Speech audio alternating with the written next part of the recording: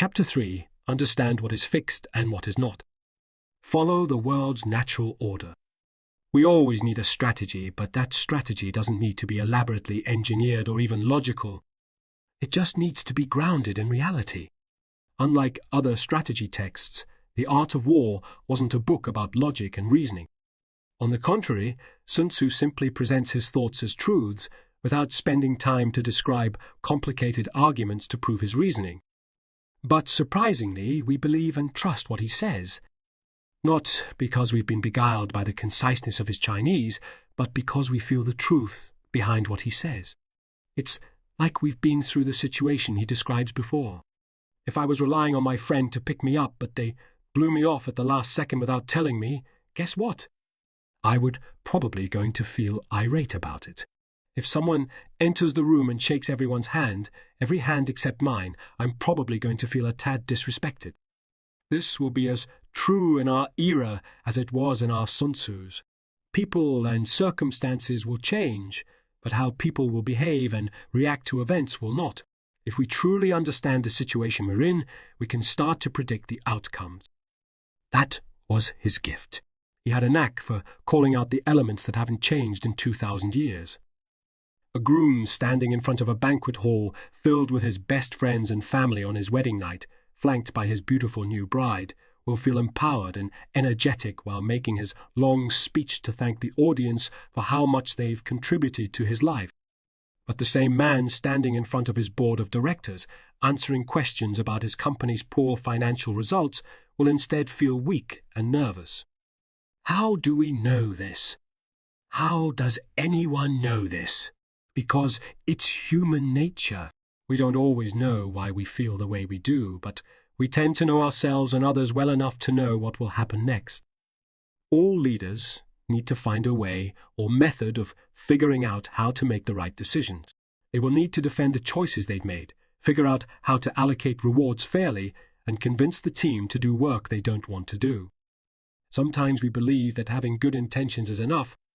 So long as we have the right motivations and we're compassionate toward people, that's enough, right?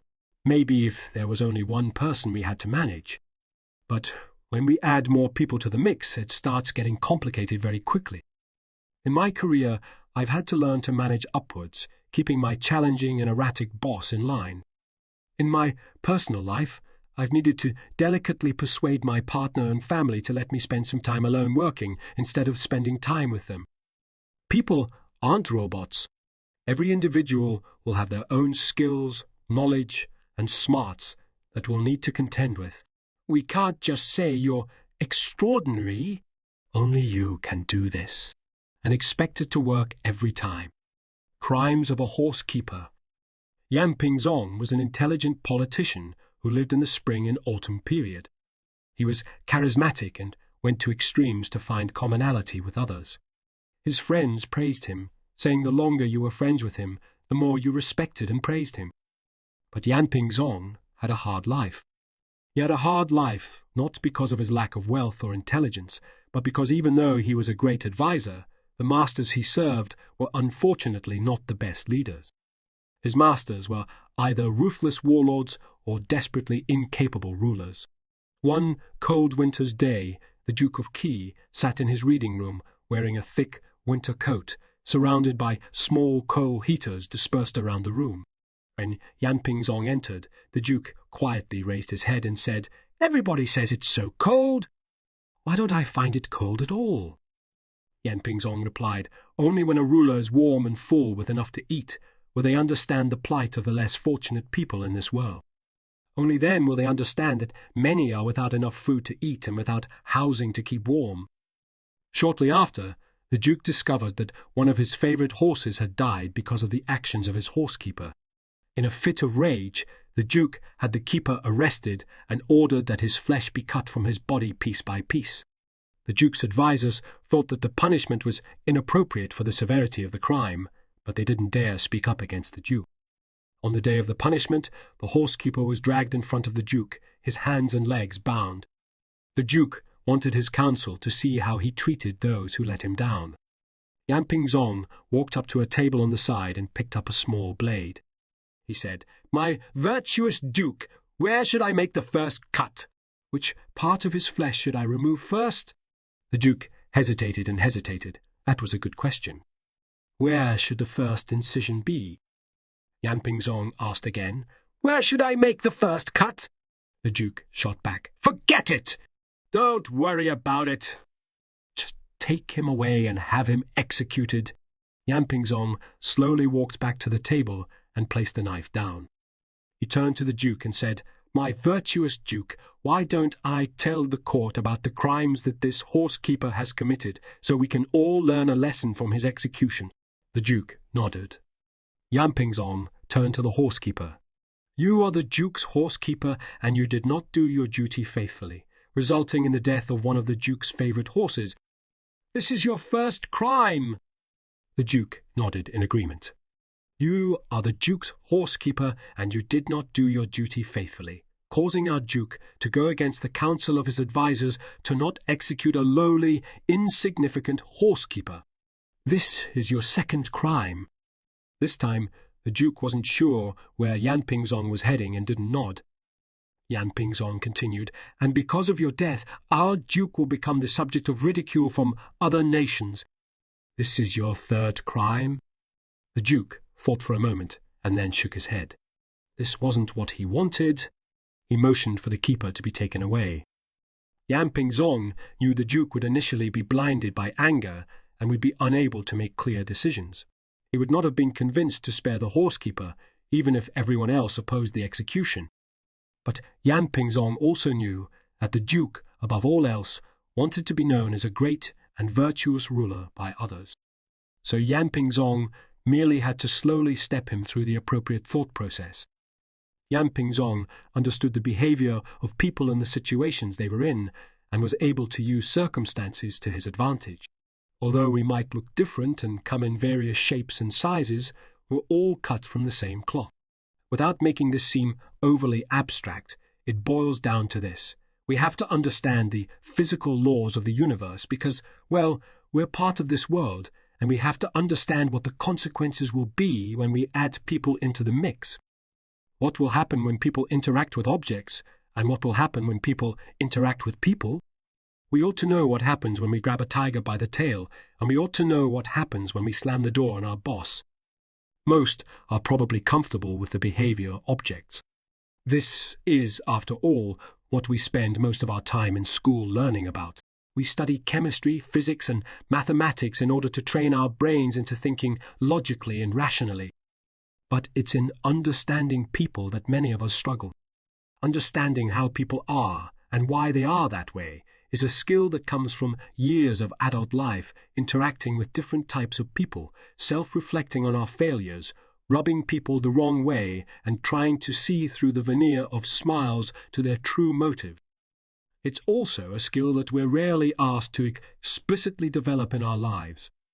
We're just expected to know how to nurture it. But does that always work? Nope. More difficult still is figuring out how to create change. How do we use our environment, the time, space, and location to create change? How do we use our social situation, our influence, followers' perseverance, to create something that wasn't there before? When I was a young manager, I used to provide staff with reviews on their performance for the projects I was managing. We used to sit down in a small conference room, and I would first ask the analysts to reflect on their performance before I told them what rating I had given them. I thought this was a great idea. Wouldn't teaching young graduates to self-reflect be a rewarding learning experience? Apparently not. What typically happened was that everything would go according to plan until I told them my rating. My rating, usually a 4 out of 5 by the way, would be met by tears.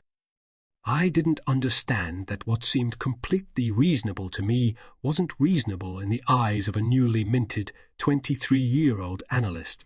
Everything was new, and any feedback short of perfection was taken personally. It was a form of rejection they didn't know how to process yet.